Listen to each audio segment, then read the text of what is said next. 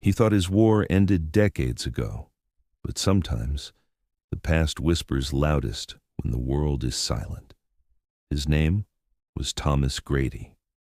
Once he was a shadow in enemy territory, a ghost that only moved in darkness. They called him Phantom Grady. Today he was just an old man, walking slowly with a cane, living alone in a wooden cabin above the village. Every morning, Thomas walked down the gravel road into town. He bought one loaf of bread, nodded to the children, and disappeared again before noon.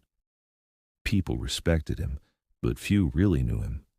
The children made up stories. Some said he once fought off 10 men with only a spoon. Others said he had a map to a secret bunker in the hills. But no one really believed he was still a soldier inside, until the light came. One cold night, just past midnight, strange lights began to flicker deep in the forest. Blue, then red, then gone. No sounds, just pulses, like a heartbeat. The villagers watched from their windows, afraid. But Thomas didn't. He stood on his porch, staring at the trees, the light reflecting in his tired eyes. Then he moved. He opened the old chest beneath his bed. Out came a faded compass, a flashlight, an old military jacket, and a radio, still functional after all these years. He didn't say a word, just walked into the woods, alone. No one saw him leave. The trail was steeper than he remembered. His knees ached, his breath shorter than it used to be, but he didn't stop, not once. As he moved deeper into the woods, the air grew colder, and then he heard it. A child crying, software almost hidden. He followed the sound, and there, under a broken pine tree, was a boy. Small, barefoot, shivering, eyes wide with fear. Couldn't have been more than 7. Thomas knelt beside him, gently wrapped his coat around the boy's shoulders. The boy said nothing, just stared up at him and whispered, "They took my dad." Thomas looked at the path ahead. The forest was no longer quiet. He heard movement, more than one person. He knew this wasn't just a missing child. Something else was going on.